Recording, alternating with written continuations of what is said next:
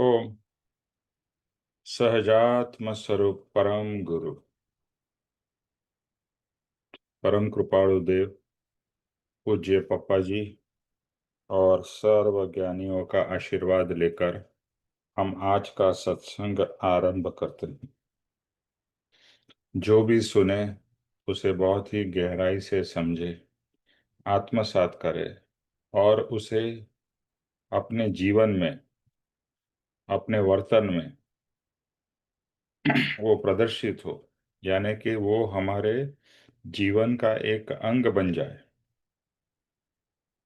तो यही प्रार्थना है कि भगवान आपके एक एक वचन हमारा कल्याण करे और हम उस वचन के और जो आपकी शिक्षा है उसे हमारे जीवन के एक एक चीज में और उसके साथ में हम जिए। यही भगवान से प्रार्थना है। जैसे अभी हमने ये पद लिया, पुष्प पाखड़ी चाँद उपाय, यानी पुष्प और उसकी पंखुड़ी, वो भी, उसको भी दर्द ना हो, उसको भी तकलीफ ना हो, ये हमारा भाव रहना चाहिए। भाव ही नहीं, बट उसको आ, जैसे हम बुके बनाते हैं और बुके लोगों को देते हैं। अभी बुक और बुके कितना टाइम तक रहता है? 2 दिन 3 दिन मैक्सिमम, फिर सब फूल मुरझा जाते हैं, बिकॉज बेचारे मर जाते हैं। लेकिन अगर वही फूल पौधे में रहेंगे तो कितना समय तक रहते हैं? तो ओशो ने, रजनीश ने यही कहा कि मनुष्य एक ऐसा जीव है जो उसे पसंद आता है उसको तोड़ देता है, ओके, और ले लेता है। इतना स्वार्थी है, लेकिन ये नहीं सोचता है कि उसमें वो कितनी हानि कर रहा है। और उसके बाद में वो तो तोड़ दिया, और 1-2 दिन में ही उसको वो सुगंध ले लेता है, उसको रखता है, बाद में फेंक देता है, फिर दूसरा लेता है। तो ये हमें सोचना है कि जो जहाँ है वैसे वहाँ रहने दे, और वहाँ पर जाके आप उसका घर में फूल पौधे लगाते हैं तो उसका आनंद लीजिए। नहीं लगाते हैं तो जहाँ है बस भाव से करिए। भाव इम्पोर्टेंट है। तो दूसरा, इसी पद में क्या लिखा है कि बीजानु सुख, यानी दूसरे का सुख के बारे में हर समय सोचो। हम हर समय अपने ही सुख के बारे में सोचते हैं कि मुझे सुख मिले, मुझे सुख मिले, लेकिन दूसरे के सुख के बारे में कभी नहीं सोचते हैं। और पूज्य पप्पा जी का भी वचन है कि जो दूसरे के सुख के बारे में सोचता है वो कभी दुखी नहीं होता है, और जो सिर्फ अपने ही सुख के बारे में सोचता है वो कभी सुखी नहीं होता है। तो ये बात ध्यान रखनी है। देखो, ज्ञान, सुख, आनंद, ये सब ऐसी चीजें हैं, आप जितना बांटिए उतना और बढ़ेगा, बढ़ता जाएगा, कम नहीं होने वाला है। तो प्रेम है, आनंद है, शांति है, वैराग्य है, ये सब जो महागुण कहेंगे, मैं गुण भी नहीं कहूंगा, महागुण जो है उसको आप सब में बांटिए। अपने जीवन में सबसे पहले बांटने से पहले अपने पास होना चाहिए, अपने अंदर उतरना चाहिए, और फिर देते जाइए। ओके, प्रेम, प्रेम एक ऐसी चीज है, अपने अंदर प्रेम होना चाहिए, और प्रेम सारे जगत को देना है, सारे जगत में बांटना है। तो इस तरह से इतने अच्छे अच्छे सुंदर भाव हमारे अंदर इस सत्संग के द्वारा आते हैं कि बस सर्व जगत का इच्छो सुख, सर्व जगत का, एक एक जन का नहीं। हम क्या सोचते हैं, इधर अपना सुख या अपने परिवार वाले का, नियर एंड डियर वंस का, उससे आगे नहीं सोचते हैं। बट यहाँ कहते हैं सर्व जगत का इच्छो सुख, सर्व जगत, हर एक प्राणी, हर एक जीव के सुख के बारे में सोचो। तो बहुत ही सुंदर भाव है। और हर समय दूसरे के, अपने सुख के बारे में भी सोचो, मना नहीं है, बट सिर्फ अपने ही सुख के बारे में मत सोचो, सबका सुख सोचो। जैसे ये LIC की है ना, सबका साथ सबका विकास, ऐसे सबको, सबके बारे में। ओके, तो ये भाव से हम आज का सत्संग स्टार्ट करते हैं। हमने लास्ट जो किया था, मोक्ष माड़ा, तो मानव देह के बारे में किया था। ओके, अभी मानव धर्म का, मानव देह का पूरा हो गया था हमारा। हाँ, हो इस गया था। हम्म हो गया था। पूरा हो गया था ना। यस। चलिए, अभी अनाथी मुनि भाग एक। हम्म ये एक स्टोरी जैसा है, तो मानिक, आप ये पढ़िए। बहुत लंबा ये है, बट पूरा एक चैप्टर, शिक्षा पाठ 5, आप लीजिए।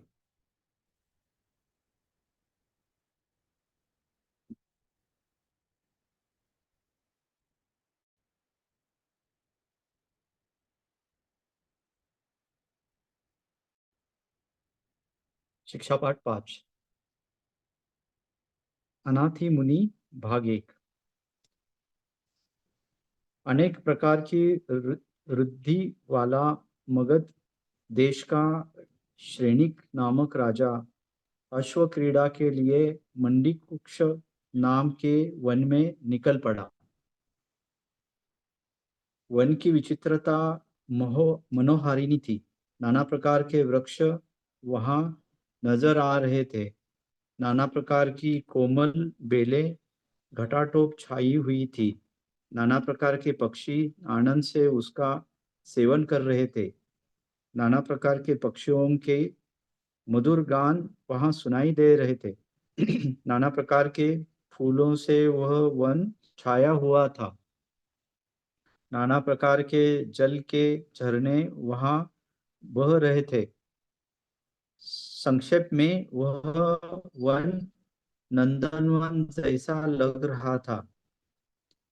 उस वन में एक वृक्ष के नीचे महान समाधिमान पर सुकुमार एवं सुखोचित मुनि को उस श्रेणी के बैठे हुए देखा।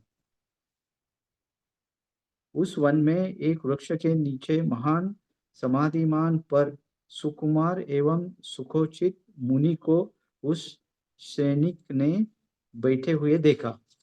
उसका रूप देखकर वह राजा अत्यंत आनंदित हुआ। विस्मित होकर मन में उसकी प्रशंसा करने लगा। इस मुनि का कैसा अद्भुत वर्ण है, इसका कैसा मनोहर रूप है, इसकी कुछ सौम्यता है, यह कैसी विस्मयकारक क्षमा का धारक है, इसके अंग से कैसा उत्तम प्रकाश निकल रहा है, इसकी कैसी निर्लोभता मालूम होती है, यह संयति कैसा निर्भय नम्रता धारण किए हुए है, यह भोग से कैसा विरक्त है। यो चिंतन करते करते, मुदित होते होते, स्तुति करते करते, धीरे से चलते चलते, प्रदक्षिणा देकर उस मुनि को वंदन करके न अति समीप और न अति दूर वह श्रेणिक बैठा। फिर अंजलि बद्ध होकर विनय से उसने मुनि से पूछा, हे आर्य, आप प्रशंसा करने योग्य तरुण है। भोग विलास के लिए आपकी वह अनुकूल है। संसार में नाना प्रकार के सुख है। ऋतु ऋतु के कामभोग, जल संबंधी विलास तथा मनोहारिणी स्त्रियों के मुखवचनों का मधुर श्रवण होने पर भी इन सबका त्याग करके मुनित्व में आप महान उद्यम कर रहे हैं। इसका क्या कारण है? यह मुझे अनुग्रह से कहिए। राजा के ऐसे वचन सुनकर मुनि ने कहा, हे राजन, मैं अनाथ था। मुझे अपूर्व वस्तुओं को प्राप्त कराने वाला तथा योगक्षेम का करने वाला, मुझ पर अनुकंपा लाने वाला, करुणा से परम सुख का देने वाला ऐसा मेरा कोई मित्र नहीं हुआ। इस कारण यह कारण था मेरी अनाथता का। अनाताका।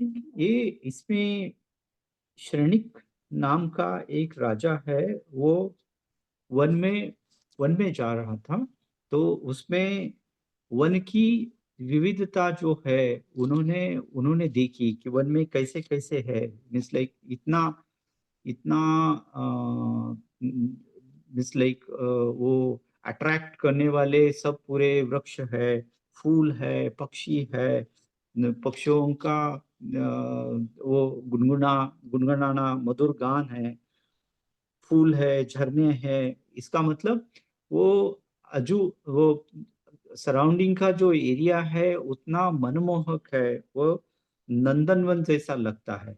सो ये एक्सटर्नल, दिस इज बेसिकली वो नेचुरल ब्यूटी जो भी है उन्होंने मेंशन किया है। और इतना होते हुए भी ये नेचुरल ब्यूटी है, तो भी ये जो मुनि है वो अपने अपने जगह पे समाधि समाधि पर वृक्ष के नीचे बैठे हैं। तो दो चीजें उसमें हैं। एक तो वैसे वैसे उनको लगता है, राजा को लगता है कि ये नेचुरल ब्यूटी इतना है कि इसका लाभ और इसके इसमें वो उसकी खुशी और उसका आनंद उसने लेना चाहिए। और दूसरा पार्ट है कि वो संसार में इतनी सारी सुख वस्तु है, वो भी छोड़कर वो वन में क्यों आया। दो चीजें अलग अलग है। वन का जो है वो जो सुंदरता है उसका वो नहीं ले रहा है, वो उपभोग नहीं ले रहा है।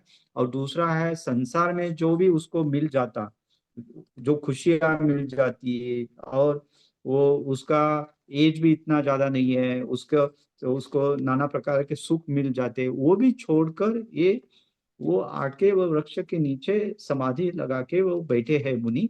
वो उसका कारण पूछते हैं कि आप ऐसे क्यों कर रहे हो। तो वो बोल रहे थे कि मैं अनाथ हूँ, और वो ये उनको कोई कोई ऐसा कोई दोस्त नहीं है, उनका ऐसा कोई मित्र नहीं है, इसके लिए वो अनाथ है बेसिकली। और ये सब इसके लिए वो सब छोड़ के वो वृक्ष के नीचे जाके बैठे हैं और वो समाधि में लगे हुए हैं। ऐसे इतना मुझे समझ में आ गया इसका। ओके। ठीक है, अब वीडियो और माइक बंद कर दीजिए। सो अनाथी मुनि का पार्ट 1 का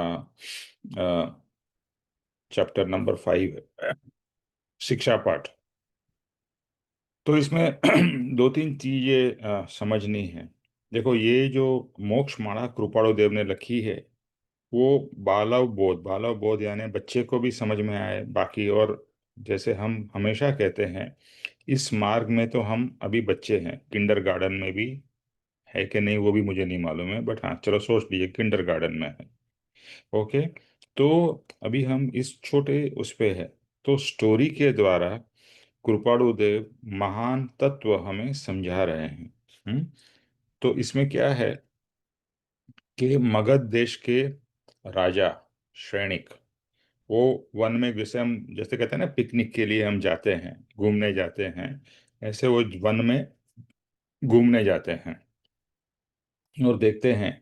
और कृपाणु देव की अद्भुत शैली देखिए कि इतने यंग एज में भी वो कितना सुंदर लिख पाते हैं। आप अगर सिर्फ इसको जस्ट पढ़िए तो भी लगेगा कि वाह, उनकी कितनी लैंग्वेज की कंट्रोल और लैंग्वेज की कितनी अद्भुत क्षमता है ना। हम अभी इस एज में भी ऐसा नहीं लिख सकते हैं जो वो 15-16 साल की एज में उन्होंने लिखा है। I am not talking about just Hindi, आपकी कोई भी भाषा हो, चाहे मराठी हो, गुजराती हो, हिंदी हो, इंग्लिश हो, आप ऐसा लिख ही नहीं पाओगे, आपकी जो भी भाषा की कंट्रोल है आपके अंदर में। तो यहाँ पर क्या कहते हैं कि इतना ब्यूटीफुल नंदन वन है, इतना नेचुरल ब्यूटी है, बहुत कुछ पक्षी है, और अपना क्या बोलते हैं, फ्लावर्स है, प्लांटेशन है, ये सब बहुत ही ब्यूटीफुल है। और वहाँ पर नदी के झरने हैं। मतलब ओवरऑल नेचुरल ब्यूटी से भरपूर ये जगह है। तो इसमें वो क्या देखते हैं, इस ब्यूटीफुल जंगल में एक मुनि बैठे हैं। वो भी क्या है, उसमें लिखा है सुकुमार। सुकुमार यानी कि एकदम यंग आदमी बैठा हुआ है। उसका रूप, रूप का वर्णन बहुत ही सुंदर है। आप देखिए, उसका रूप देखकर वह राजा अत्यंत आनंदित होता है। देखो, कोई व्यक्ति ऐसे होते हैं, इतने प्रतिभाशाली होते हैं कि उनको देख के ही हमें अच्छा लगता है, उनको देख के ही हमको आनंद आता है। इतना प्रतिभाशाली होते हैं, जो ज्ञानी पुरुष होते हैं, उनका जो ऑरा होता है, उनके आसपास जस्ट आपको एक ऐसा खिंचाव सा लगता है, you feel attracted towards them. तो ऐसा ही ये अनाथी मुनि का लग रहा था। क्या लिखा है, उनकी अद्भुत सौम्यता यानी जो शांति। दूसरा, विस्मय कारक क्षमा का धारक। विस्मय कारक मतलब क्षमा से भरपूर थे। वैराग्य, वैराग्य से अंग, उसके अंग से वैराग्य कैसा उत्तम प्रकाश निकल रहा था। फिर कैसी निर्लोभता थी। देखो, एक एक गुण है। परम कृपाणु देव जस्ट बाह्य से उसको देख के भी ये गुण राजा को समझ में आ रहे थे। फिर नेक्स्ट क्या है, वैराग्य हो गया। फिर निर्लोभता, कोई लोभ नहीं है। संयति, संयति मतलब संयम। और भोग से विरक्त। ओके। तो चार पांच चीजें इनके जो ऑरा या उनका जो जस्ट अपीयरेंस है उनको दिखाई दे रही है। फिर से हम पढ़ते हैं कि अद्भुत सौम्यता, सौम्यता मतलब अद्भुत शांति। ओके। दूसरा है क्षमा के धारक। क्षमा, क्षमा ऐसी चीज है कि बहुत ही पावरफुल, आपके पास में एक यंत्र या शस्त्र है, और हम क्षमा बिल्कुल इस्तेमाल ही नहीं करते हैं या बहुत कम इस्तेमाल करते हैं, क्योंकि हमें तो लगता है कि हम तो सही है ना। क्षमा कौन मांगता है, जो गलत है। अगर अभी आप हे प्रभु पढ़ेंगे, या हे प्रभु का पद जो हर्षी इतना अच्छा ब्यूटीफुल गाती है, उसमें एक एक जगह पे देखिए कि भगवान में ऐसा हूँ ऐसा हूँ, भगवान से कबूलात है, कन्फेशन है कि भगवान मैं कैसा पापी हूँ, मैं ऐसा हूँ, मेरे में अहंकार है, मेरे में ये है वो है। तो सब अपने दोषों का वर्णन है, और उसमें क्षमा के भाव है। और फिर कृपाणु देव ने जो क्षमापना लिखी है, वो इसी की इसमें आएगी। ये शिक्षा पाठ यानी कि मोक्ष माला का ही पाठ है क्षमापना। क्षमापना इज पार्ट ऑफ मोक्ष माला। तो उन्होंने उस समय क्षमापना लिखी हुई है। तो उनके अंदर में क्षमा के भाव परम कृपाणु देव में कैसे होंगे। तो ये क्षमा का अद्भुत धारक है। कहाँ गया, हाँ। तो हाँ, फिर एक इसका सौम्यता आ गई। फिर क्षमा के धारक है। फिर अंग से वैराग्य, वैराग्य उनके अंदर में पूरा दिखाई दे रहा है। विस्मय का, सॉरी किधर गया, वैराग्य का कैसा उत्तम प्रकाश निकल रहा है। तो वैराग्य का प्रकाश। फिर निर्लोभता, वैराग्य मतलब टोटल डिटैचमेंट है, कोई चीज का अटैचमेंट नहीं है, कुछ भी नहीं है। और निर्लोभता है। अभी देखो हमारे जीवन में न तो वैराग्य है, इसमें इसमें से सभी गुण अगर हम देखेंगे, कंपेयर करेंगे कि जो मुनि में है, उसमें से हमारे पास में कौन से गुण हैं, तो लगेगा कि हमारे पास तो कुछ भी नहीं है। देखो, हमको क्या लगता है कि हमारी दौलत क्या है, हमें लगता है हमारी दौलत है हमारा पैसा, है ना। किसी को भी पूछा जाए कि भाई व्हाट इज योर वर्थ, तो हम हमेशा पैसे से तोलते हैं। पैसे से वो तो ठीक है, पाप पुण्य का आपका उदय है, बट आपके पास में क्या, क्या धन है। ये धन तो ये सब गुण है। जो गुण है वो कैसे हैं, कितने गुण हैं। तो यहाँ पर कंपेयर करते हैं तो लगता है कि हमारे में तो कुछ भी नहीं है। तो कहते हैं कि वैराग्य है, टोटल डिटैचमेंट है। और निर्लोभता, अभी देखो हमारे अंदर में लोभ कितने अलग अलग प्रकार के है। छोटी चीज का भी खाना भी होगा तो भी इसका भी लोभ होगा। जैसे एक सिंपल एग्जांपल, एक प्लेट है, उसमें समझो 4 समोसे और 6 जन खाने वाले हैं, और समोसा सबको भूख लगी है। सबको क्या भाव आएगा कि 4 समोसे और 6 जन है, मुझे मिल जाए, है ना। ऐसा ही भाव होगा। ये तो एक छोटा सा मैंने एग्जाम्पल दिया। हर एक चीज में लोभ हमारे अंदर में, कहीं भी जाओ लोभ प्रकट हो ही जाता है। तो और जितना है उससे हमको कोई संतोष ज्यादा नहीं है। और सब जगह ज्ञानियों ने क्या कहा, संतोष जैसा कोई धन नहीं है, संतोष धन। तो संतोष नहीं है, जो भी है उससे अनहैप्पी है, उससे ज्यादा चाहिए। अरे भाई जो है उसको तो एंजॉय कर। नहीं, और गिव मी मोर, मुझे ये चाहिए वो चाहिए, ये मतलब एंड ही नहीं है। तृष्णा जो एक ऐसी चीज है कि एंडलेस है। इसके लिए ज्ञानी कहते हैं तृष्णा आकाश जैसी है। जैसे आकाश यानी ये ब्रह्मांड विशाल है, विशाल मतलब उसका कोई एंड ही नहीं है। आपकी तृष्णा की अभी एंड नहीं होगा। आपके पास में कितना भी आ जाए, अगर आप वर्ल्ड के नंबर, आप इंडिया के नंबर वन हो जाएगा तो वर्ल्ड का नंबर वन, का नंबर वन, तो बोले यूनिवर्स का, यानी सब समय हमारे को और जो है उसको एंजॉय ही नहीं कर रहे। अभी मैं यहाँ पर यूएसए में हूँ और मेरे फ्रेंड के साथ में हम लोग बोट में घूमने गए थे। तो वहाँ पर जो बे है बहुत ही ब्यूटीफुल है। और वहाँ पर आइलैंड्स है और उसके अंदर में बहुत सारे सुंदर घर हैं। तो वहाँ का जो जो गाइड था वो मुझे बता रहा था हम लोगों को कि ये स्टार का और ये बॉल हॉलीवुड का या इसका स्पोर्ट्स पर्सनालिटी का घर है। और एक एक घर मल्टी मल्टी मिलियन डॉलर्स का घर। लेकिन सोचना ये है कि वो उस घर में कितना समय रहता होगा। जैसे हम हमेशा बात करते हैं कि भैया धीरू भाई नहीं, मुकेश अंबानी का इतना $2 बिलियन का घर है। उसमें मुकेश अंबानी और उनके लोग कितने समय रहते होंगे, और बाकी कितने समय उनके नौकर चाकर उसको एंजॉय करते होंगे। और इनके पास में एक घर तो है नहीं, बहुत सारे घर होंगे। तो घर नाम के लिए तो बहुत सारे हैं कि मेरे पास में 5 है, 10 है, इतने घर हैं। लेकिन आप उसका उसको उपयोग कितना समय करते हैं। तो यहाँ पर बात यह है कि जो भी, और हमारे को दूसरे मुकेश अंबानी के बारे में नहीं सोचना है, हमें अपने बारे में सोचना है कि मेरे पास जो है उसका मैं कितना आनंद ले रहा हूँ। और मैं ठीक है, एम्बिशन होना चाहिए, प्रोग्रेस होना चाहिए, बट हम क्या है फिर उसका एंड ही नहीं आता है। आपको कुछ जो मिल गया, जैसे आपने कुछ गोल बनाया हो, वो मिल गया हो तो ठीक है, और नहीं भी मिला है तो जो है उसमें बहुत कुछ है। रोटी कपड़ा मकान हमारे पास है, उससे बहुत ज्यादा ही है। तो क्यों दुखी होता है, क्यों क्यों दर दर भटकता है। आपने वो स्टोरी भी सुनी होगी। यहाँ पर लोभ की बात आ रही है तो मैं, वो स्टोरी में ऐसा है कि एक जन को वरदान मिलता है कि तू जितना दूर तक चलेगा उतना, या दौड़ेगा जितना करेगा उतनी जमीन तुझे मिल जाएगी। तो वो सुबह उठ के जितना सूर्य प्रकाश हुआ, और तू जितना दौड़ेगा चलेगा उतना जमीन तू कवर करेगा, उतनी जमीन तुझे मिलेगी। आदमी का लोभ तो मालूम है ना। वो दौड़ने लगता है, दौड़ने लगता है, दौड़ने लगता है, ना खाता है ना पीता है। धूप है, सब कुछ है, उसको कोई तभी कोई उसकी वो नहीं है। पूरा दिन दौड़ दौड़ दौड़ दौड़ दौड़ दौड़, इतना थक जाता है फिर भी छोड़ता नहीं है। और दौड़ते दौड़ते दौड़ते शाम हो जाती है, क्योंकि भगवान ने बोला था सूर्यास्त के पहले तक, सूर्य उदय और सूर्य, बस दौड़ दौड़ के इतना थक जाता है और डिहाइड्रेट हो जाता है और मर जाता है।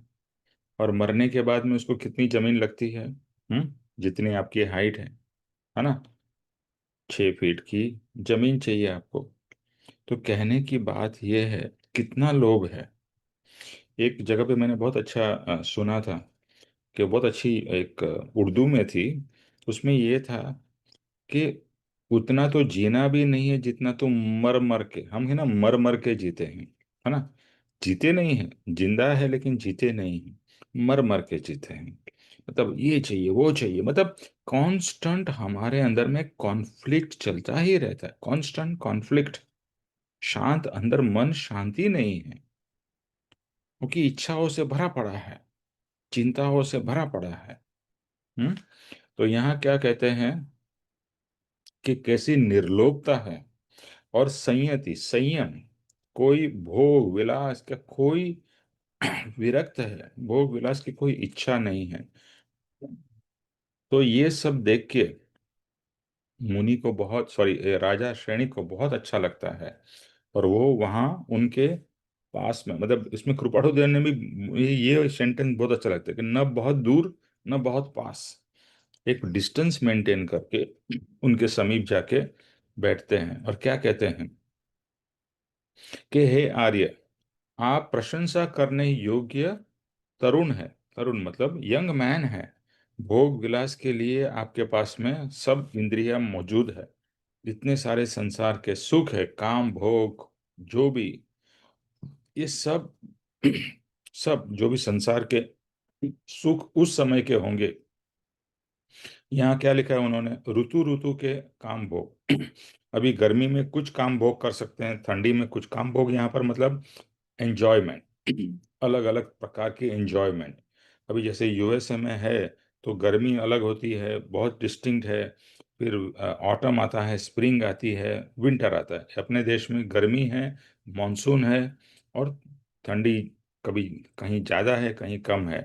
तो इस तीन अलग अलग ऋतु में हम अलग अलग प्रकार की एंजॉयमेंट करते हैं, अलग अलग प्रकार के कपड़े पहनते हैं, एटसेट्रा, राइट। तो इसमें अलग अलग प्रकार की एंजॉयमेंट्स है। तो अलग अलग जल संबंधी विलास, यानी कि वाटर के जो भी, आप नाव में जाओ, वाटर स्पोर्ट्स करो, फिर स्त्रियों के साथ में आप तरुण हो, आप एंजॉय कर सकते हो, ये सब का त्याग करके ये यहाँ क्यों बैठे हो, इसका कारण क्या है वो जानना चाहते हैं। तो हमें भी लगेगा ना, कोई ऐसा व्यक्ति जो यंग है, वो सॉर्ट ऑफ जाके जंगल में साधना करता होगा, तो हमें भी ये प्रश्न आएगा कि भैया क्यों कर रहा है तू। और दूसरा आगे क्या कहते हैं, इसका जवाब मुनि दे रहा है। मुनि मुनि क्या कहते हैं, अनाथि मुनि उनका नाम है, कि हे राजन, मैं अनाथ था, मैं अनाथ था। मुझे अपूर्व, उसका सेकंड चैप्टर में उसका डिटेल आएगा, तो ज़्यादा इसमें नहीं करेंगे। मुझे अपूर्व वस्तु को प्राप्त करने वाला, सॉरी, कराने वाला तथा योग शोम क्षेम का करने वाला, मुझ पर अनुकंपा लाने वाला, करुणा से परम सुख देने वाला, क्या क्या कहते हैं, अपूर्व वस्तु को प्राप्त कराने वाला। उसने कहा नहीं क्या अपूर्व वस्तु है। दूसरा, योग क्षेम करने वाला, यानी कि जो मन वचन काया का कंट्रोल करने वाला, मुझ पर अनुकंपा करने वाला, करुणा से परम सुख देने वाला, ऐसा मेरा कोई मित्र नहीं हुआ, इसलिए मैं अनाथ हूँ। ओके। तो अभी हम चैप्टर 2 में पढ़ते हैं, जो नेक्स्ट पार्ट है। सतीश जी, नेक्स्ट चैप्टर पढ़िए, अनाथि मुनि भाग 2। Okay sir. अनाथी मुनि भाग 2। श्रेणिक मुनि के भाषण से मुस्कुराकर बोला। श्रेणिक मुनि के भाषण से मुस्कुराकर बोला, आप जैसे महान रिद्धिमान को नाथ क्यों न हो। यदि कोई नाथ नहीं है तो मैं होता हूँ। यदि कोई नाथ नहीं है तो मैं होता हूँ। हे भय हे, हे भय त्राण, आप भोग भोगिए। हे संयंती मित्र, जाति से दुर्लभ ऐसे अपने मनुष्य भव को सफल कीजिए। अना अनाथी ने कहा, मेरे शरणिक राजन, अरे शरणिक राजन, परंतु तू स्वयं अनाथ है, तो मेरा नाथ क्या होगा। निर्धन धनाढ़ धनाढ़ कहाँ से बना सके। अबुद्ध बुद्धिमान कहाँ से दे सके। अज्ञ विद्यता कहाँ से दे सके। वंद्या संतान कहाँ से दे सके। जब तू स्वयं अनाथ है तब तेरा नाथ कहाँ से होगा। मुनि के वचनों से राजा अति आकुल और अति विस्मत हुआ। जिन वचनों का कभी श्रवण नहीं हुआ था, उन वचनों का यति मुख से श्रवण होने से वह शांतिक हुआ और बोला, मैं अनेक प्रकार के अक्षय को भोगी हूँ। मैं अनेक प्रकार के अक्षयों का भोगी हूँ। अनेक प्रकार के मदोन्मत्त हथियारों का धनी हूँ। हथियारों अनेक प्रकार का सॉरी सतीश जी, जी आप थोड़ा ध्यान से पढ़िए, क्या लिखा है। मैं अनेक प्रकार के अश्वों, अश्व यानी घोड़े का भोगी हूँ, मैं अनेक प्रकार के मदोन्मत्त हाथियों का धनी हूँ, ऐसा है। जी। हम्म, मैं अनेक प्रकार के अश्वों का भोगी हूँ, अनेक प्रकार के मदोन्मत्त हाथियों का धनी हूँ, अनेक प्रकार की सेना मेरे अधीन है, नगर ग्राम अंतपुर और चतुष चतुष्पादकी मेरे कोई न्यूनता नहीं है। मनुष्य संबंधी सभी प्रकार के भोग मैंने प्राप्त किए हैं। अनुचर मेरी आज्ञा का भली भांति आराधन करते हैं। पांचों प्रकार की संपत्ति मेरे घर में है। अनेक मनोवांछित वस्तुएं मेरे पास रहती हैं। ऐसा मैं महा, ऐसा मैं महान होते हुए भी अनाथ कैसे हो सकता हूँ? कहीं हे भगवान, आप भ्रशा बोलते हो, आप मृषा बोलते हो। मुनि ने कहा, राजन, मेरा कहना तो न्याय पूर्वक समझा नहीं है। अब मैं जैसे अनाथ हुआ और जैसे मैंने संसार का त्याग किया, वह वह तुझे कहता हूँ। उसे एकाग्र एवं सावधान चित्त से सुनकर फिर अपनी शंका के सत्यासत्य का निर्णय करना।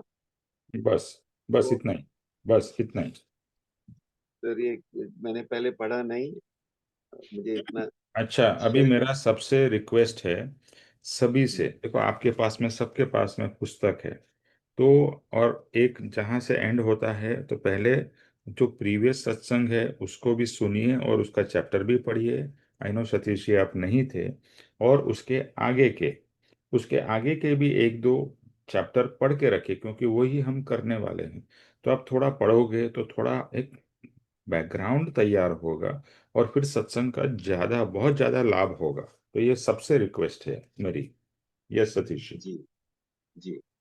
श्रेणिक मुनि के भाषण से श्रेणिक मुनि के भाषण से मुस्कुराकर बोला, आप जैसे महान रिद्धिमान को नाथ क्यों न हो?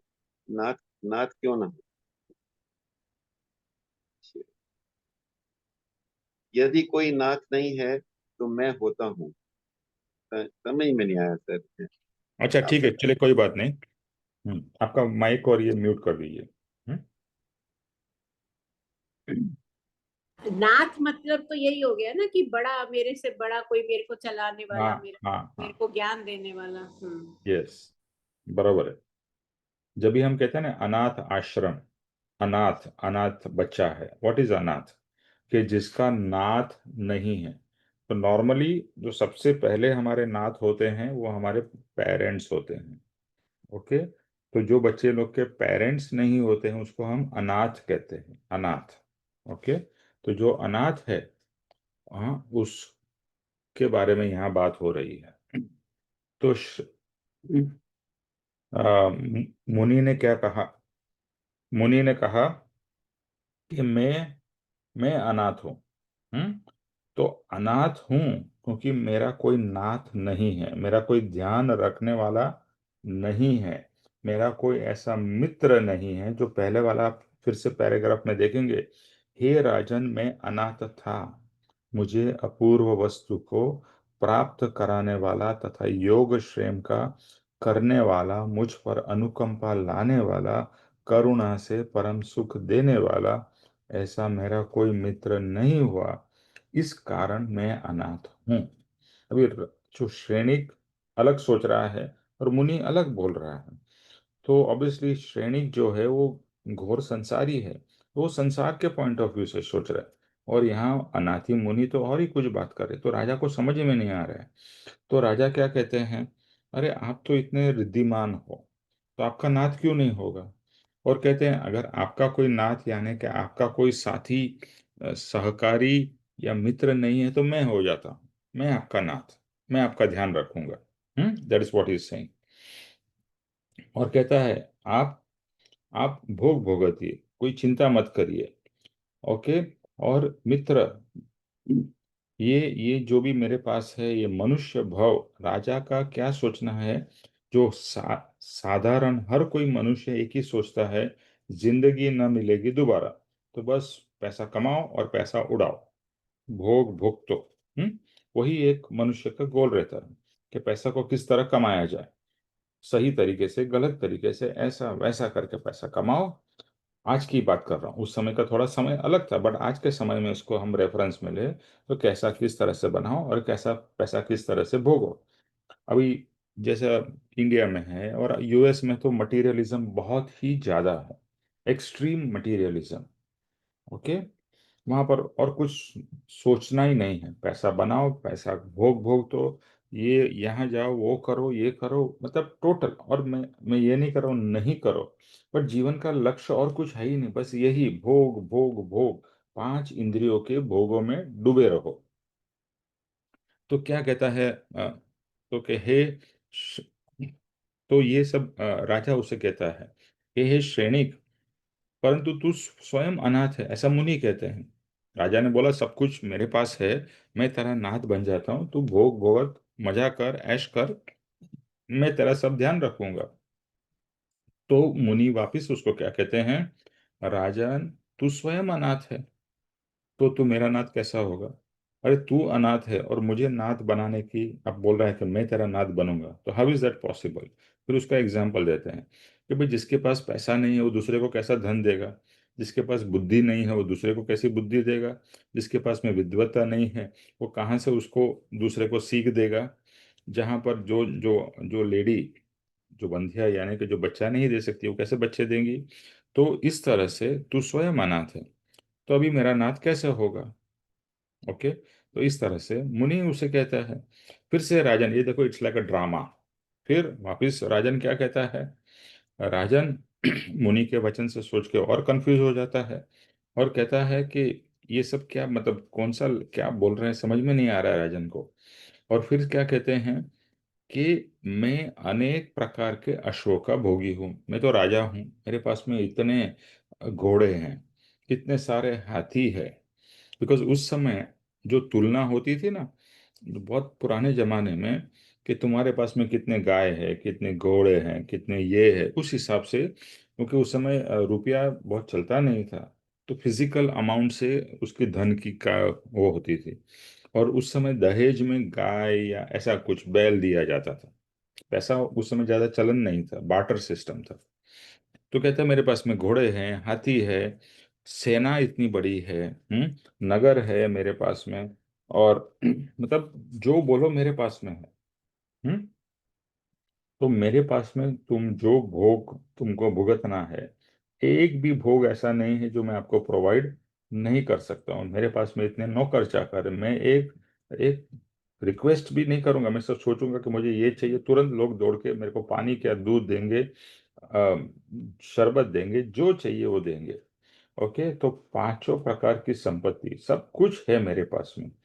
अभी आप सोच सकते हैं कि राजा महाराजा उस जमाने में कितना, मतलब कितना धन संपत्ति। हम देखते हैं ना आज भी, जो ब्रिटिश लोग बहुत सारे जो हमारे पास में धन था लूट के चले गए, फिर भी आज के जो हैदराबाद के या दूसरे जगह के निजाम या जो राजा महाराज, आज भी उनके पास में इतनी संपत्ति और इतना क्या बोलते हैं, गहने और चांद, सॉरी, सोना चांदी, जेम्स भर भर के हैं, आज भी है। तो उस समय कितने होंगे, मतलब कोई कमी नहीं, जितना मतलब भरा था, ऐसा राजा का कहना है।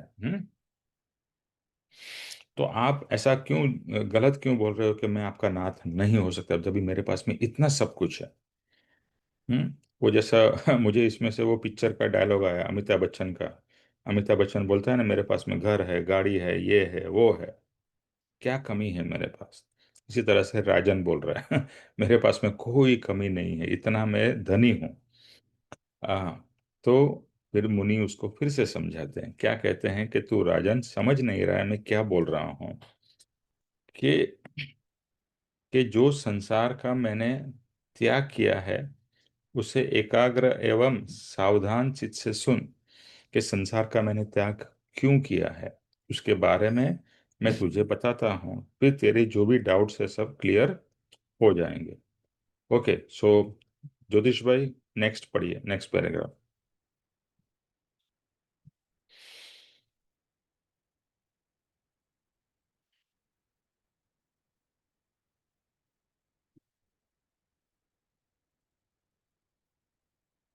ज्योतिष भाई,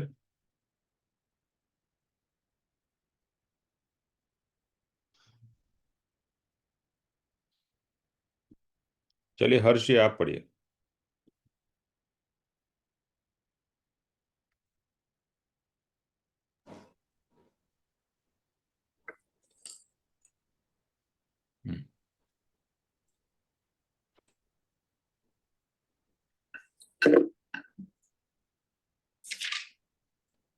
हम्म, कौशाम्बी यहीं से ना। हाँ जी। कौशाम्बी नाम की अति प्राचीन और विविध प्रकार की भव्यता से भरी हुई एक सुंदर नगरी थी। अच्छा, यहाँ पर मुनि बता रहे हैं, उनको सुना रहे हैं। वहां रिद्धि से भरी परिपूर्ण धन संचय नाम के मेरे पिता रहते थे। अच्छा, हे महाराजा, यौवन वय के प्रथम भाग में मेरी आंखें अति वेदना से ग्रस्त हुई। सारे शरीर में अग्नि जलने लगी। शस्त्र से भी अतिशय तीक्ष्ण वह रोग वैरी की भांति मुझ पर कोपायमान हुआ। आंखों की उस असह्य वेदना से मेरा मस्तक दुखने लगा। वज्र के प्रहार सरीखी दूसरे को भी रौद्र भय उत्पन्न कराने वाली उस दारुण वेदना से मैं अत्यंत शोक में था। बहुत से वैद्य शास्त्र निपुण वैद्यराज मेरी उस वेदना का नाश करने के लिए आए। अनेक औषधोपचार अनेक औषधोपचार किए, ले परंतु वे वृथा गए। वे महा निपुण गिने जाने वाले वैद्यराज मुझे उस रोग से मुक्त नहीं कर सके। यही, हे राजन, मेरी अनाथता थी। मेरी आंखों की वेदना को दूर करने के लिए मेरे पिता सारा धन देने लगे, परंतु उससे भी मेरी वह वेदना दूर नहीं हुई। हे राजन, यही मेरी अनाथता थी और मेरी माता पुत्र के शोक से अति दुखार्त हुई। परंतु ये सारा पढ़ना है सर, नीचे तक। हाँ जी पढ़िए। परंतु वह भी मुझे उस रोग से छुड़ा नहीं सकी। यही है राजन, मेरी अनाथता थी। एक पेट से जन्मे हुए मेरे ज्येष्ठ और कनिष्ठ भाई भरसक प्रयत्न कर चुके, परंतु मेरी वह वेदना दूर नहीं हुई। हे राजन, यही मेरी अनाथता थी। एक पेट से जन्मी हुई मेरी ज्येष्ठा कनिष्ठा भगनियों से मेरा वह दुख दूर नहीं हुआ। हे महाराजा, यही मेरी अनाथता थी। मेरी स्त्री जो पतिव्रता मुझ पर अनुरक्त और प्रेमवती थी, वह आंसुओं से मेरे हृदय को भिगोती थी। उसके अन्न पानी देने पर भी और नाना प्रकार के उपटन, चूहा आदि सुगंधी पदार्थों तथा अनेक प्रकार के फूल चंदनादि के ज्ञात अज्ञात विलेपन किए जाने पर भी मैं उन विलेपनों से अपना रोग शांत नहीं कर सका। क्षण भर भी दूर न रहती थी वह ऐसी वह स्त्री भी मेरे रोग को मिटा न सकी। यही, हे महाराजा, मेरी अनाथता थी। इस प्रकार किसी के प्रेम से, किसी के औषध से, किसी के विलाप से या किसी के परिश्रम से वह रोग शांत नहीं हुआ। उस समय मैंने पुनः पुनः असह्य वेदना भोगी। फिर मैं प्रपंची संसार से खिन्न हो गया। एक बार यदि इस महान विडंबनामय वेदना से मुक्त हो जाऊं तो खंती दंती और निरारंभी प्रवर्ज्या को धारण करूं, यो चिंतन करके मैं शयन कर गया। अच्छा, अब रात्रि व्यतीत हो गई, तब हे महाराजा मेरी उस वेदना का क्षय हो गया। अच्छा, तो कहते कि इस प्रकार विडंबना में वेदना से मुक्त हो जाऊं तो खंती दंती और निरारंभी प्रवर्ज्या को धारण करूं, यो चिंतन करके मैं शयन कर गया। और अब जब रात्रि व्यतीत हो गई, तब हे महाराजा मेरी उस वेदना का क्षय हो गया और मैं निरोग हो गया। माता पिता स्वजन बांधव आदि से पूछकर प्रभात में मैंने महाक्षमावान हृदय निग्रही और आरंभोपाधि से रहित अनगारत्व को धारण किया। ये बाद के जो शब्द है ना मतलब हमें तो मुझे यही लगता है कि क्या उनकी कितनी हाँ, कितना मतलब क्या ज्ञान से भरपूर होगा ना, 15-16 साल में ये सब सोचना और ऐसे शब्द निकलना जो हम पढ़ भी नहीं पाते हैं। मतलब मैं अद्भुत है, अद्भुत। कौशाम्बी नाम की अति प्राचीन विविध प्रकार की भव्यता से भरी हुई एक सुंदर नगरी थी। यहाँ पर वो मुनि जी अपनी आप बीती सुना रहे हैं और बता रहे हैं कि भाई मैं किस तरह से भव्यता से भरी हुई नगरी में रहता था, बड़ा अमीर बंदा था मैं, मतलब राजा का बेटा था, और वहां रिद्धि से परिपूर्ण धन संचय नाम के मेरे पिता रहते थे, जिनके पास मतलब धन ही धन था। ऐसे मेरे पिता थे महाराजा। यौवन वय के प्रथम भाग में, मतलब जब मैं यौवन था, बिल्कुल अभी बच्चा ही, मतलब समझो अभी शुरू शुरू जवानी के टाइम में था, तो मेरी आंखों में बहुत अति वेदना, मतलब बहुत मतलब वेदना से ग्रस्त हुई, मेरे को प्रॉब्लम आ गई, बीमारी आ गई, सारे शरीर में अग्नि जलने लगी। एक अपनी सारी स्थिति बता रहे हैं कि भाई एक जैसे आग सी निकलती है, ऐसा मेरा शरीर हो गया और बहुत ही कोपायमान हुआ। आंखों की असह वेदना से मेरा मस्तक दुखने लगा, मतलब इतना दुख के जिसका मैं वर्णन नहीं कर सकता। ऐसी स्थिति थी मेरे शरीर की, मेरी आंखों की और शरीर की।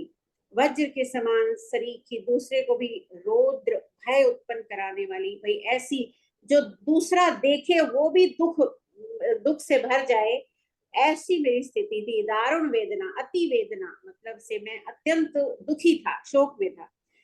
और बहुत से वैद्य शास्त्र, मतलब अनेक प्रकार के ज्ञानी जो निपुण थे, ज्ञानी वैद्य थे, वो आए और मेरा औषधोपचार इलाज किया, परंतु वे भी सब वृथा यानी बेकार चले गए। कुछ किसी ने भी कोई असर मेरे ऊपर नहीं किया, कुछ भी नहीं हुआ।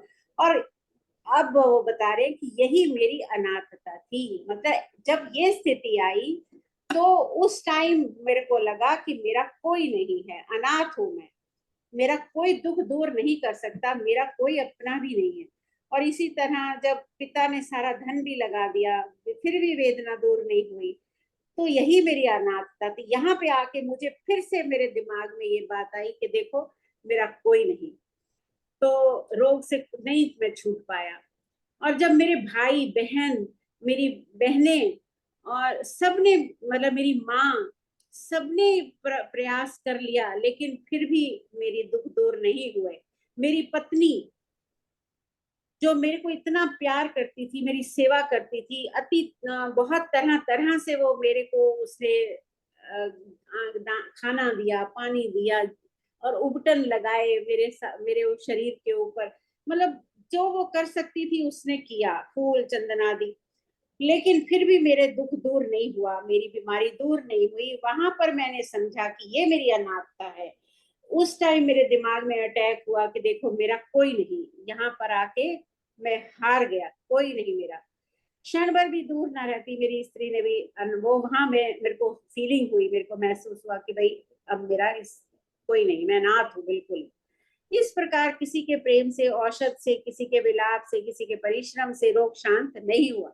मतलब तरह तरह के कार्य किए गए, लेकिन वो शांत नहीं हुआ। उस समय मैंने पुनः पुनः असे वेदना भोगी और बहुत बहुत मैंने अति वेदना, दर्द सहन किया होगा। फिर मैं प्रपंची संसार से खिन्न हो गया। तब जब ये स्थिति आ गई, तो मैं इस जो संसार में झूठ ही झूठ फैला हुआ है, जहां मुझे समझ आ गया कि यहाँ कोई नहीं मेरा, तो मैं बड़ा परेशान हो गया, खिन्न हो गया, नफरत आ गई। और एक बार यदि इस महान विडंबना मैं वेदना से मुक्त हो, ये खंती दंती मेरे को समझ नहीं आ रहा शब्द।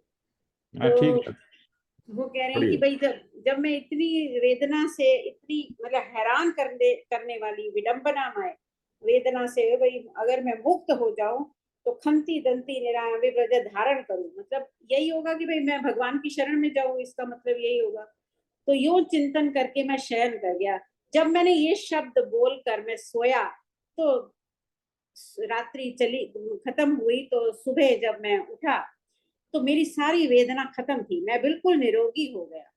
मेरे माता पिता, और तब मैंने जब ये दिमाग में मेरे आया कि मैं ईश्वर का ही ध्यान चिंतन करूंगा, तो इस तरह से वो जब सोया, अपने ईश्वर के प्रति पूरी तरह समर्पित हुआ, तब वो रोग दूर हो गया। और मैं सबसे पूछकर और आरंभ हो गई अनागरत हो। आई डोंट नो सर, महा क्षमावान, उसने क्षमा मांगी और लास्ट। जी।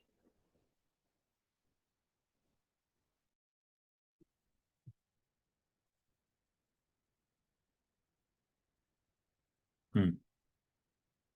सो अभी मुनि अपनी स्टोरी सुना रहे हैं राजन को, क्योंकि राजन कंफ्यूज हो गया है कि तुम अनाथ कैसे हो, मेरे पास ये है, मैं तुमको सब कुछ दूंगा। और मुनि राजन को ही कहते हैं कि तू ही अनाथ है, तुझे लगता है तू सबका नाथ है, बट तू नाथ नहीं है। राजा महाराजा को क्या लगता है, मैं तो सब कुछ हूँ, आई कैन डू एनीथिंग।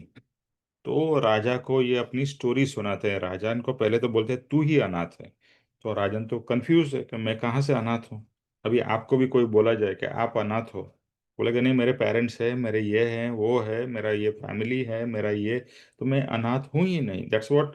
देखो, यहाँ पर हमें अपने बारे में सोचना है। देखो, एक चीज बहुत जरूरी है, सत्संग में ये स्टोरी जो बताई जा रही है, स्टोरी एक माध्यम है ज्ञान देने का। तो हर एक ज्ञान हमें अप्लाई कहाँ करने का है, दूसरे के लिए नहीं। जनरली क्या होता है, हम ज्ञान दूसरे को बांटते हैं, खुद अप्लाई नहीं करेंगे, दूसरे को बांटते जाएंगे, है ना, ये हमारी स्थिति है, इंक्लूडिंग मी। तो पहले अपने ऊपर अप्लाई करो, ज्ञान अपने अंदर उतरना चाहिए। और दूसरे को तो जरूरत ही नहीं, वो मांगेगा तो देना है। बट हम तो ज्ञान बांटते, अभी थोड़ा भी आपको समझ में आ गया सत्संग में, अब दुनिया भर को ज्ञान बांटने लगोगे। अरे भाई, ज्ञान तेरे अंदर उतरा क्या, पहले अपने अंदर तो उतार। तेरे को समझ में आया कि तू अनाथ है कि सनाथ है, वो तो समझ। ये सब एक एक बहुत ही डीप मीनिंग वाली, भले स्टोरी सिंपल है, मीनिंग बहुत डीप है। तो क्या कहते हैं मुनि, कि मैं कौशंबी नाम की नगरी का, जो वहाँ के बहुत ही नगर सेठ जैसे कहते हैं ना, जो बहुत धनवान व्यक्ति थे, उसका मैं बेटा था। उसका नाम क्या था, धन संचय। नाम भी ऐसा ही दिया, धन संचय। स्टोरी है ना, नाम ऐसा ही दिया जाता है। तो धन का संचय करता है, धन को जमा करता है। पैसे वाला क्या करता है, धन को जमा करता है, धन खर्च करता है। उस समय तो पहले के जमाने में एक्चुअली खर्च कम करते थे, जमा ज्यादा करते थे, क्योंकि 7 पीढ़ी तक रखना था, ऐसा सोचते थे लोग। तो और के यौवन के पहले भाग में, मतलब मैं जब भी जस्ट जवानी, यूथ मेरा शुरू हुआ, और उस समय शादी सब कुछ जल्दी हो जाती थी, उस जमाने की बात है। तो सब कुछ शादी वादी भी हो गई है, और I am in my prime of my youth. तभी मुझे आंख की वेदना हुई, आंख की इतनी सीवियर वेदना हुई, जैसा कोई आंख में कोई खीला या शस्त्र मेरे आंख में चुभो रहा है, इतनी। देखो, आंख एक ऐसी चीज है, बहुत सेंसिटिव है। आप जानते हैं ना, आंख में एक छोटी सी भी कण भी चली जाएगी ना, तो आपको इतनी परेशान करेगी, जब तक निकलेगी नहीं तब तक आप चैन से नहीं बैठ पाओगे। अभी यही आंख के अंदर में इतनी तीव्र वेदना हो, जस्ट इमेजिन करना है हमें तो, कि वो sensitive part of the body, उसमें इतनी तीव्र वेदना हो, तो कैसा वो वेदना फील करता होगा वो व्यक्ति, जो उन्होंने एक्सपीरियंस किया मुनि ने। तो क्या कहते हैं, असह्य वेदना, इतनी वेदना कि मैं सहन ही नहीं कर पाता था। जैसे कोई बहुत तीव्र मुझे रोग, मतलब वो चुभ हो रहा है। अत्यंत, मतलब मैं बहुत ही रौद्र, मतलब रोना भी आ रहा है, सब कुछ हो रहा है, लेकिन वो वेदना जा ही नहीं रही। सब इतना, इतनी तकलीफ है मुझे। तो ये सब इतनी तकलीफ ऑब्वियसली होती है, तो क्या करोगे आप? औषध करोगे। तो उस समय जो वो होते थे वैद्यराज, उस समय डॉक्टर नहीं होते थे, वैद्य होते थे, वो आके अलग अलग अलग सब उपचार कर चुके, फिर भी उससे नहीं हुआ। फिर इतनी वेदना देख के फिर मेरे पिताजी ने क्या कहा, डॉक्टर्स तो सब ट्राई किए। तो उस समय ऐसा होता था ना कि भाई तुम पुण्य कर दो, तुम्हारा ये जो पाप का उदय है वो खत्म हो सकता है। तो उन्होंने धन बांटना शुरू किया, यानी दान पुण्य करना शुरू किया। फिर भी उससे भी नहीं हुआ।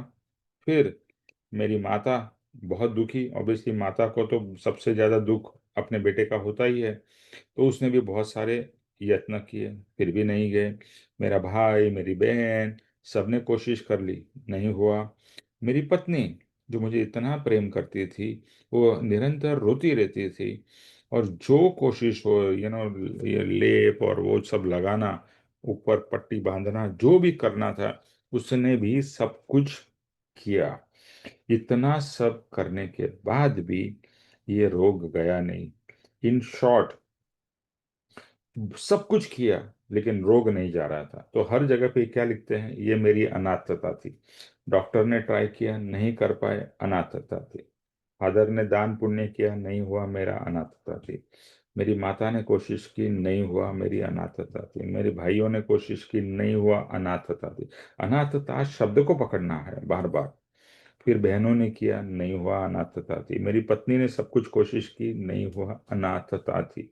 अभी जस्ट आज के जमाने में भी, आज आप देखोगे कि किसी को कैंसर हो जाता है फॉर एग्जाम्पल, वो कितनी सारी कोशिश करता है, डॉक्टर के पास जाएगा, ये करेगा, ऑल्टरनेटिव थेरेपी करेगा, कुछ करेले का जूस पिएगा, ये करेगा, वो करेगा, बहुत सारे उपचार। फिर कोई बोलेगा ये साधु, साधु के पास जाओ, वो चमत्कार करते हैं, वहां जाएगा, यहाँ जाएगा। बिकॉज वो रोग, देखो, ये जो एक रोग होता है ना, और जब ये अपने को पीड़ा होती है, तो इतनी और ऐसी पीड़ा जो उन्होंने वर्णन की है, मतलब आप सो नहीं सकते हो, बैठ नहीं सकते हो, कुछ नहीं कर सकते, continuous that pain is there. Just imagine कितनी तकलीफ होगी उनको। तो इतनी सारी तकलीफ है और सब लोग कोशिश कर रहे हैं, नहीं कर पा रहे हैं। तो उनको रियलाइज हो रहा है मैं अनाथ हूँ, अनाथ हूँ। अनाथ क्यों कहा है यहाँ पर? नाथ किससे कहते हैं कि भाई, अभी समझो बच्चा है, तो उसको कुछ भी तकलीफ है, माता पिता उसका ध्यान रख के उसको, उसका टेक केयर करते हैं। इसके लिए हमें उसको, उस समय हम कहते हैं हम सनाथ है। बट अनाथ कभी, जब भी सब कुछ कर रहा है लेकिन नहीं हो रहा है, तो nobody is able to do, तो मैं अनाथ हूँ। इस इस रेफरेंस से वो अनाथता की बात कर रहे हैं कि कोई भी मेरा दुख दर्द नहीं ले पा रहा है, इसके लिए मैं अनाथ हूं। और जैसे मैंने बताया, अभी भी आप देखोगे कितने कैंसर पीड़ित होते हैं, दे आर डूइंग एवरीथिंग, और आज की मॉडर्न टेक्नोलॉजी का भी सब कुछ इस्तेमाल करके, पर दे, और जब भी इस सिचुएशन में होता है ना, मनुष्य और उसका पूरा परिवार सब चीज में लग जाता है, उसी चीज में लग जाता है, फिर भी नहीं हो पाता है। और हमने भी बहुत सारी केसेस सुने होगी कि एंड में क्या हुआ, मृत्यु हो गई। सब कुछ करने के बाद में पूरा पैसा लगा दिया, ये किया, वो किया। You must have many people जिसको आप जानते होगे या किसी से सुना होगा। ऐसा सब भयानक जब भी रोग आता है, अभी जैसे कोविड था, कोविड में भी कितना लोग परेशान हुए, और अब अभी वापस कोविड आ रहा है, लेकिन आज अभी इतना स्ट्रांग नहीं है जितना पहले था। तो लोग क्या क्या करते थे, वेंटिलेटर, ये वो, कुछ सब कुछ करने के बाद भी, मेरे ही नेबर, उसके फादर मदर दोनों ही कोविड में एक्सपायर हो गए। They tried everything, best hospital, best things, नहीं हो पाया। कहने की बात क्या है, वही तो हमारी अनाथता है। यू डोंट हैव कंट्रोल, आप सब कुछ कर रहे हो फिर भी नहीं कर पा रहे हो। तो ये सब सिचुएशन में मुनि ने सोचा कि दिस इज इनफ, अभी मैं इस संसार से तंग आ गया हूँ। अभी मैं भगवान से, उन्होंने प्रार्थना की कि मैं इससे सबसे छूटना चाहता हूँ। अगर ये मेरा रोग भगवान आपकी कृपा से और मेरी प्रार्थना से सॉल्व होता है, तो मैं ये जो प्रपंची संसार है उससे मुक्त होके साधु बनना चाहता हूँ। अगर ये, जैसे बोलते हैं ना, मानता मानते हैं कि ये मेरा हो जाए, लेकिन यहाँ पर मानता संसार के लिए नहीं, एक संसार का रोग है, बट उसका लक्ष्य उनका ज्यादा अच्छा है कि मैं इस सब से मुक्त ही हो जाना चाहता हूँ। तो वंस एंड फॉर ऑल, शरीर है तो तकलीफ है, अभी शरीर ही नहीं रहेगा तो तकलीफ कहाँ से होगी? न रहेगा बांस न बजेगी बांसुरी। तो यही बात है कि हमारे सब दुख का कारण क्या है? शरीर है ना। शरीर है, हम बोलते हैं ना पापी पेट का सवाल है, खाना खाना है, ये करना है, वो शरीर के लिए तो हम जीवन जी रहे हैं, आज के दिन में तो ऐसा ही है। आत्मा के लिए कहाँ जी रहे हैं? तो ये कहीं ना कहीं उनको कुछ रियलाइज हुआ और उन्होंने प्रार्थना करके सो गए, और नेक्स्ट दिन रोग चला गया, चमत्कार हो गया। तो then he said okay, I think यही भगवान का संकेत था कि यही तरीका है इससे मुक्त होने का सब चीजों से।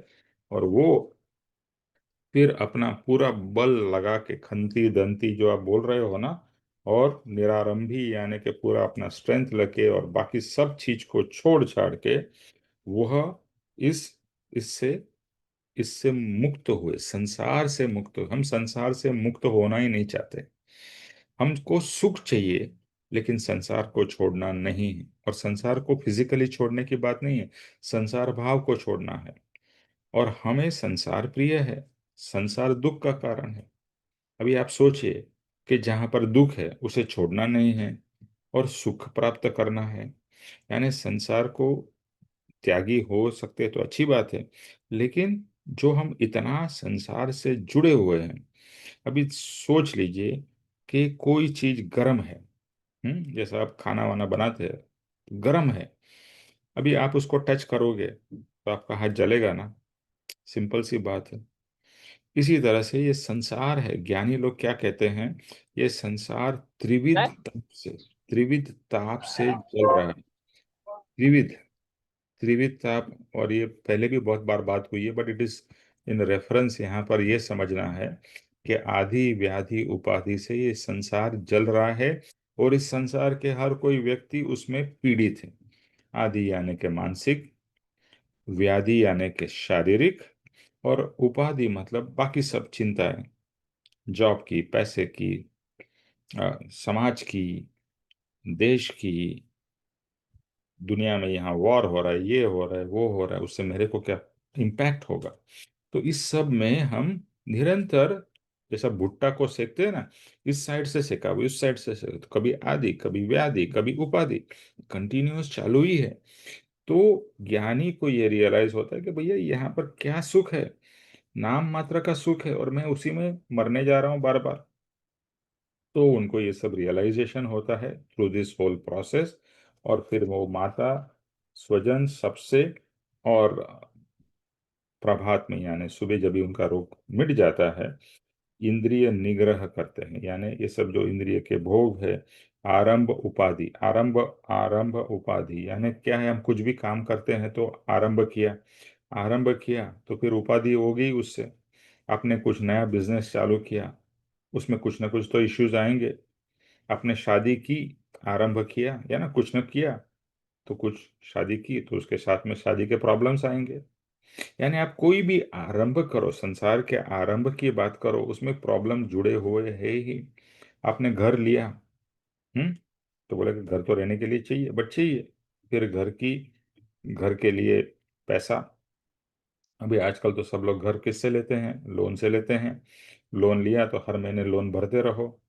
यहाँ पर यूएसए में मैं यहाँ पर हूँ, तो सब कुछ घर घर लोन से है, गाड़ी लोन से है, ये है वो है, मतलब हर महीने उसका टेंशन, तो भैया ईएमआई पे करना है, इतना पे करना है, इतना इंश्योरेंस भरना है। तो कोई भी चीज आपने ली, गाड़ी तो सुविधा के लिए ली, लेकिन उसके साथ में क्या आया? उसका ईएमआई भरने का टेंशन, उसका मेंटेनेंस करने का टेंशन। यानी कोई भी, देखो यहाँ पर बहुत अच्छा शब्द यूज किया, आरंभ उपाधि। कोई भी आरंभ किया उसके साथ में उपाधि आती ही है, उसके साथ में उसके रिलेटेड प्रॉब्लम्स आते ही है। बच्चा हुआ, खुशी की बात है, बच्चा हुआ तो बच्चे के जो भी प्रॉब्लम्स है, उसकी बीमारी, उसका ध्यान रखना, उसका पढ़ना, ये वो उपाधि है ना, सब कुछ तो करना ही पड़ेगा ना उसके लिए। तो आरंभ उपाधि, हम आरंभ जो है, आरंभ और परिग्रह, ये दो बात कही जाती है। आरंभ मतलब कुछ भी करना ना, इट इज ऑब्वियसली, संसार में आप रहते हो तो बिजनेस करना पड़ेगा, जॉब करना पड़ेगा, बट अगर आप इससे मुक्त हो सकते हो, इसको छोड़ सकते हो तो छोड़ दो। कृपाणु देव कहते हैं कि अगर आपके पास में इनफ पैसा है और आपका लाइफ अच्छे से चलने वाला है, तो छोड़ दो अपना, मतलब छोड़ दो मतलब रिटायर हो जाओ। Therefore in life there is something called as a retiring age. तो भैया अब इतना हो गया, रिटायर हो गया। मानिक, इतने साल मानिक ने काम किया, अभी रिटायर हो गया, अच्छा है। बट मेंटली भी रिटायर होना है। फिजिकली रिटायर हो गए, मेंटली भी रिटायर होना है। ये सब चिंताओं से मुक्त होना है। So physically and mentally we have to retire both and go to spirituality. क्योंकि स्पिरिचुअलिटी वो एक शांति का धाम है। आध्यात्म में शांति है, आध्यात्म में आनंद है। संसार में क्या लिखा? संसार उपाधि, आरंभो उपाधि। उपाधि है, संसार में उपाधि है ही। आदि व्याधि उपाधि है ही। हो ही नहीं सकता कोई भी चीज। आप सोचो, इसके ऊपर बहुत विचार करना, बहुत, कि कौन सी संसार की ऐसी चीज है जिसमें उपाधि नहीं है। कोई भी एक चीज दिखा दो जिसमें उपाधि ना हो, जिसमें प्रॉब्लम्स ना हो संसार की। आपने सेल फोन लिया, बहुत सारे फीचर्स है, very good. But cell phone के आप ही गुलाम हो गए, हर समय सेल फोन चेक करते रहते हैं। You become addicted. एडिक्शन मतलब क्या हुआ? प्रॉब्लम ही है ना। कोई भी चीज का आपको एडिक्शन हो जाता है। और फिर कभी बाई चांस फोन की बैटरी डाउन हो गई, वो आप कितने दुखी हो जाते हो। अरे कहाँ से वहां से ढूंढते रहते हो, कहाँ से मैं मेरा फोन चार्ज कर लूँ। यानी कि पॉइंट इज, कोई भी चीज संसार की आपको सुख देती है, लेकिन उसके पीछे बहुत सारा प्रॉब्लम्स और दुख भी देती है। इसीलिए परम कृपाणु देव कहते हैं, पश्चात दुखते सुख नहीं। संसार के हर एक सुख के पीछे में दुख लगा हुआ है। परमार्थ का बेस्ट पार्ट क्या है? सोचने में भी सुख है कि मुझे परमार्थ मिलेगा, आत्मा का आनंद मिलेगा, तो वो सोचने में भी सुख है, पाने में भी सुख है। यानी आप जो पुरुषार्थ करते हो उसमें भी आनंद है, वो मिलता है उसमें भी सुख है, उसके बाद भी सुख है। तो परमार्थ एक ऐसी चीज है जहां पर बिफोर, ड्यूरिंग एंड आफ्टर सुख सुख सुख। दुख नाम की चीज यहाँ पर नहीं है, अगर आप सही तरीके से समझो और सही तरीके से करो। तो हमें तो सुख चाहिए ना, तो यहाँ पर सुख है। और जहाँ सुख नहीं है, वहां पर क्यों जाके मरता जाता है, मर ही रहा है वहां पर जाके। और बार बार जन्म मरण जन्म मरण जन्म मरण करते जा रहा है। हर जन्म लिया, उपाधि से बताया ना, आरंभ उपाधि, एक जन्म लिया उसके साथ में दुनिया भर की उपाधि आ गई, है ना, आई है। एक जन्म आपका हुआ, उसके साथ में लंगर आ गया।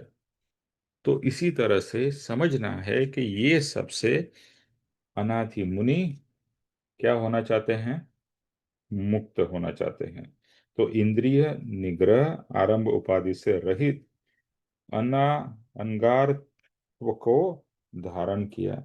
यानी कि ये एक सन्यासी का जीवन उन्होंने धारण किया। अभी आई थिंक वहां पर अपना समय पूरा हो गया, 9 बज गए हैं। तो अभी इतना ही। ये ये रेफरेंस से समझना है कि this is what the situation is. संसार का सही स्वरूप समझना है, परमार्थ का सही स्वरूप समझना है। और समझ के मुझे क्या करना है, that you have to decide. हम्म ये सब याद रखो, ये और इसको बार बार पढ़ो। स्टोरी तो है ही, बट स्टोरी के पीछे का moral, that is very important. Moral को प्राप्त करके आज हमें ये समझना है कि ये अनाथी मुनि मुनि क्यों हुए, और वो अनाथ कैसे हैं, वो तो उन्होंने बताया। अभी हमें सोचना है कि क्या मैं सनाथ हूं या अनाथ हूं। That you have to think, I have to think.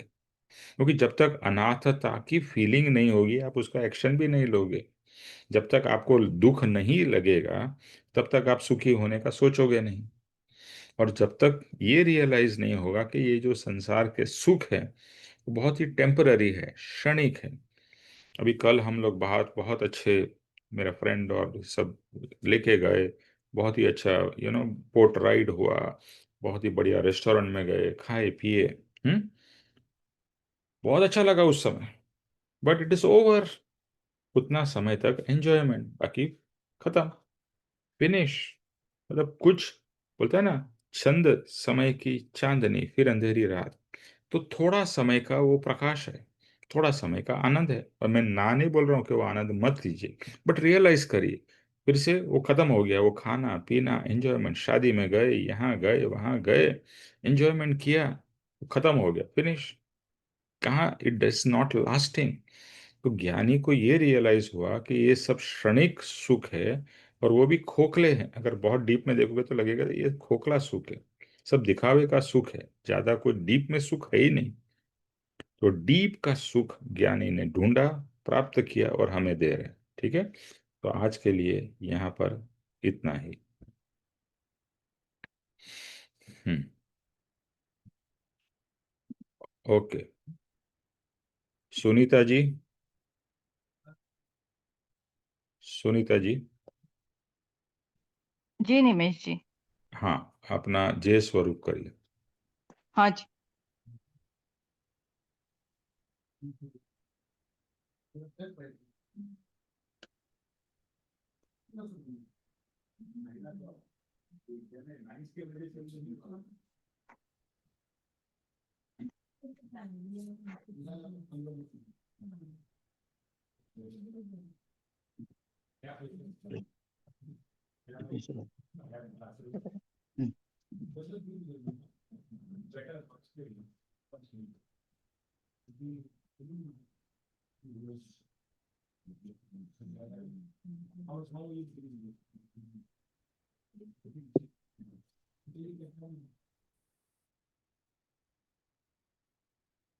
जे स्वरूप समझा बिना पाम्यो दुख अनंत, समझाव्यो ते थोड़ा पद जोर से बोलिए। नमो श्री सद्गुरु भगवंत। नमस्कार। परम पुरुष प्रभु सद्गुरु, परम ज्ञान सुखधाम, जेणे आप्યું भान निज, तेने सदा प्रणाम। नमस्कार। देह छता जेनी दशा, परते देहाती, ते ज्ञानी ना चरण मा, हो वंदन गणी। नमस्कार। हे कृपालु देव, जन्म जरा मरणादि सर्व दुखों का अत्यंत क्षय करने वाला वितराग पुरुष का मूल मार्ग आप श्रीमान ने अनंत कृपा करके मुझे दिया। उस अनंत उपकार का प्रत्युपकार करने में मैं सर्वथा असमर्थ हूँ। फिर आप श्रीमान कुछ भी लेने में सर्वथा निष्प्रिय है, जिससे मैं मन वचन काया की एकाग्रता से आपके चरणार विंद में नमस्कार करता हूँ। आपकी परम भक्ति और वितराग पुरुष के मूल मार्ग की उपासना मेरे हृदय में भव पर्यंत अखंड जागृत रहे, इतना मांगता हूँ, वह सफल हो। ओम शांति शांति शांति। जय श्री सद्गुरुदेव वंदन। त्रिलोक के नाथ की जय जय हो। हो, जय हो। जय हो। परम कृपाळु देव की, जय हो जय जय हो। हो जय जय हो। हो जय हो। सद्गुरु देव की। जय जय हो हो, जय जय हो हो। जय हो। जय हो। आज के आनंद की, आत्मा के आनंद की, जय हो विजय जय हो। हो। जय हो। विजय हो। सर्व मुमुक्षुओं के परमार्थ पुरुषार्थ भक्ति और वैराग्य की, विजय हो जय विजय हो, विजय हो हो। विजय विजय विजय हो हो, हो। सफलता। विजय हो। सबका आत्म कल्याण हो भगवान, सबका आत्म कल्याण हो और सबको मुक्ति मिले, मोक्ष मिले, यही प्रार्थना। थैंक यू जय सर। सद्गुरुदेव। पर सर खंती जय दंती श्री का मुझे अभी भी सद्गुरुदेव। समझ नहीं आई हाँ, बात। मुझे भी है ना एग्जैक्ट उसका वर्ड का मीनिंग ढूंढना पड़ेगा। हाँ, बट मैं आपको देख के, मेरे पास में यहाँ पर वो एक वो डिक्शनरी है, वो नहीं है, तो मैं आपको उसका मीनिंग शेयर कर दूंगा। ठीक है sir. Exact thank you exact Nimesh meaning. भाई। चले। जय सद्गुरुदेव वंदन निमेश भाई। जय सद्गुरुदेव वंदन, जय सद्गुरुदेव। जय सद्गुरुदेव वंदन। और सबसे रिक्वेस्ट है कि जो आज पढ़ा है उसको बार बार पढ़िए, और जो प्रश्न है कि मैं अनाथ हूँ या सनाथ हूँ, नहीं हूँ, कैसा हूँ, उसके से पूरा ये सब, ये मार्ग पूरा चिंतवन मनन का है। ये सब सुन लिया पढ़ लिया, वो अनाथ है, मुझे क्या लेना देना है, this is not going to help you. मैं अनाथ हूँ या सनाथ हूँ, ये अपने बारे में सोचना है और बहुत डीप में जाना है। और पास्ट का पढ़िए, यानी अभी जो किया है वो पढ़िए, और आगे के चैप्टर्स भी पढ़िए। यहाँ मैं होमवर्क की बात ही नहीं कर रहा हूँ, ये आपके और आपके स्वयं के कल्याण की बात है। तो जितना आप अच्छी तरह से उसको पढ़ के आओगे, तो बहुत सारी चीजें आपको समझ में आने लगेगी, नहीं समझ में आएगी, जो सत्संग में हम लोग ट्राई करेंगे उसको समझने की। ठीक है, तो बस सबके यही करिए। Every day papa ji has said minimum at least 2 hours, 2 hours नहीं तो 1 घंटा तो ये पुस्तकें आपके पास में, इतनी सुंदर पुस्तकें हैं, पढ़िए, सोचिए, उसके ऊपर चिंतवन बन करिए, उसके ऊपर अपने नोट्स लिखिए। बहुत मजा आएगा अगर आप अच्छे भाव से करोगे तो। जय सद्गुरुदेव। सर, जय सतगुरु। प्रवर्ज्या का मतलब यहाँ बता रहे हैं कि घर बार छोड़कर संन्यास ग्रहण करना, भिक्षु बनने के लिए धार्मिक जीवन में प्रवेश करना, ओके। प्रवर्ज्या। और निरारंभी का जहां तक मतलब है, बिना जैसे दंभ होता है ना, दंभ जैसे घमंड, बिना घमंड के, बराबर है। बिल्कुल नम्र होकर। अच्छा, दूसरा क्या है, हर्षी और बाकी सबको कहता हूँ, आजकल है ना गूगल में से सब मीनिंग मिल जाते हैं वही आपसे। उसी में से निकाल रही हूँ। सो सो सो अभी क्या है, टेक्नोलॉजी है, उसका इस्तेमाल करिए ना। टेक्नोलॉजी से हम लोग, मैं यूएसए में बैठ के आपके साथ में इंडिया में सत्संग कर रहा हूँ, तो टेक्नोलॉजी है, तो टेक्नोलॉजी उसी का उपयोग करिए, तो ये उसी टेक्नोलॉजी से आपको सब मीनिंग भी मिल जाएंगे। गूगल चाचा ठीक ही बता रहा है सर। तो अच्छा है। चलिए, ओके जी, okay sir, thank you. Thank you. जय सद्गुरुदेव। जय सद्गुरुदेव वंदन।